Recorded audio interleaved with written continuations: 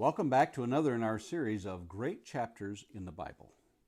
Our chapter today comes from Paul's letter to the church at Corinth, 1 Corinthians chapter 13. We'll begin reading in verse 1. Love. If I speak in the tongues of men and of angels, but have not love, I am a noisy gong or a clanging cymbal. And if I have prophetic powers and understand all mysteries and all knowledge, and if I have all faith so as to remove mountains, but have not love, I am nothing. If I give away all I have, and if I deliver up my body to be burned, but have not love, I gain nothing. Love is patient and kind. Love does not envy or boast. It is not arrogant or rude. It does not insist on its own way. It is not irritable or resentful. It does not rejoice at wrongdoing, but rejoices with the truth.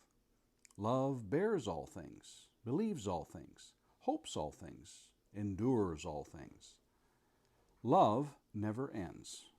As for prophecies, they will pass away. As for tongues, they will cease. As for knowledge, it will pass away. For we know in part and we prophesy in part. But when the perfect comes, the partial will pass away. When I was a child, I spoke like a child. I thought like a child. I reasoned like a child. When I became a man, I gave up childish ways. For now we see in a mirror dimly, but then face to face. Now I know in part, then I shall know fully, even as I have been fully known. So now faith, hope, and love abide, these three. But the greatest of these is love.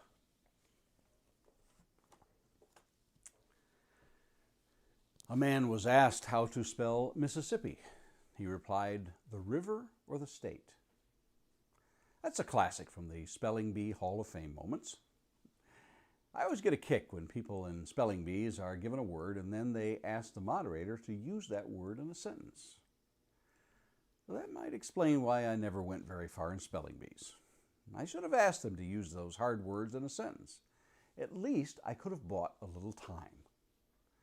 However, there is wisdom in seeing a word used in a sentence as it pertains to its definition. Look at a dictionary sometime and you'll see. Many words are used in a sentence so its meaning is more clearly understood. For instance, the word nothing in my Thorndike Barnhart dictionary gives this meaning, a thing or a person of no importance or value, and then uses it in this sentence. He was so ashamed, he felt like nothing. So how does that help us in our chapter today? Well, let's take a look and see. But first, let me tell you about a method I use when I want to get the feel of what a word or a verse or a passage or a chapter is trying to say. I use the ABC method. A stands for what is above what I'm looking at. B stands for what is below it. And C is what is the context. Now, armed with these, let's see what Paul is trying to tell us. What is before this chapter that might help us? He finishes chapter 12 with this statement, verse 31, but I earnestly desire the higher gifts, and I will show you a still more excellent way. The context of this has been that Paul has spent considerable time expounding on things like their lack of propriety when taking of the Lord's Supper in chapter 11. Then in chapter 12 he addresses their pride in possessing the certain gifts of the Holy Spirit and their superior attitude over those of perceived lesser or lack of gifts. He relates the church to that of the body that needs all the parts to function. In chapter 14, Paul continues with a practical aspect of the gifts as they pertain to building up the body. And sandwiched neatly in between these, and immediately after a statement in which he desires to show them a more excellent way, is our chapter. It is almost universally referred to as the love chapter. He begins not by wagging his finger at those in Corinth, but by personalizing them in his own life. In each of the references, first tongues of men, second prophetic powers, and then the sacrificial life, all of which, by the way, Paul excelled in. He admits that though he may have these, yet without love there is an emptiness within. He readily admits his superior abilities in these. In speaking in tongues, he tells us in chapter 14, verse 18, I thank God that I speak in tongues more than all of you. In his prophetic abilities, in 2 Corinthians 12, verse 7, he says, so to keep me from becoming conceited because of the surpassing greatness of the revelations, a thorn was given me in the flesh, a messenger of Satan to harass me, to keep me from becoming conceited. On his suffering for Christ, the long list reads in 2 Corinthians 11, 23 through 30, are they servants of Christ? I am a better one. I am talking like a madman, with far greater labors, far more imprisonments, with countless beatings and often near death. 5 times I received at the hands of the Jews 40 lashes less one. 3 times I was beaten with rods. Once I was stoned. 3 times I was shipwrecked. A day and a night I was adrift at sea. On frequent journeys and dangers from rivers, danger from robbers, danger from my own people, danger from Gentiles, danger in the city, danger in the wilderness, danger at sea, danger from false brothers, in toil and hardship, through many a sleepless night, in hunger and thirst, often without food, in cold and exposure. And apart from other things, there is the daily pressure on me of my anxiety for all the churches. Who is weak and I'm not weak? Who is made full and I am not indignant? If I must boast, I will boast of the things that show my weakness. Paul puts all these in perspective by showing their meaninglessness, that nature, if he lacks them in love. Now, Paul, could you define that Greek word for love you have been talking about, agape? And notice how Paul launches into the Greek and how many times it has been used in the New Testament and compares it to phileo and then the tenses. No, he doesn't do that.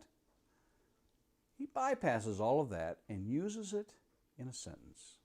He illustrates it to show not only what it is, but what it isn't. Love is patient and kind.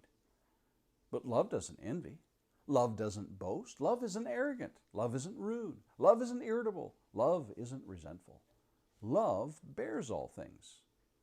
Love believes all things. Love hopes all things. Love endures all things. Love never ends. Paul shows that love is more than words and definitions. Love manifests itself and makes itself known in one's own actions. James uses the same logic when relating to faith in James chapter 2, verses 17 and 18. So also faith by itself, it does not have works, is dead. But someone will say, you have faith and I have works. Show me your faith apart from your works, and I will show you my faith by my works. Paul finishes with the great statement of love's preeminence in chapter 13 and verse 13. So now faith, hope, and love abide. These 3. But the greatest of these is love. He doesn't downgrade faith or hope, but he elevates love above them. Just as he began the chapter by proclaiming the great works that were of no value without love, so it is here with faith and hope. If one claims to have great faith and an abiding hope, but does not possess love, what good are they? Now let's plug this chapter into our own lives and see if we're living in harmony with the biblical concept of love. It's a lot easier than you think.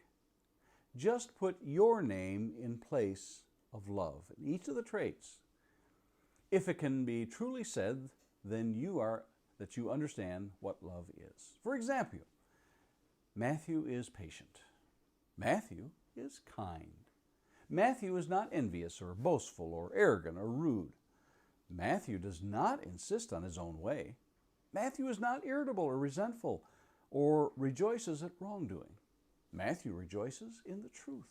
Matthew bears all things. Matthew believes all things. Matthew endures all things. Matthew's love never ends. Well, I see I've got a lot of work to do. And maybe the real test is let someone else plug your name in and see if they agree with those statements. How's that list of yours doing? Lord willing, let's meet again tomorrow and take another look at one of the great chapters of the Bible.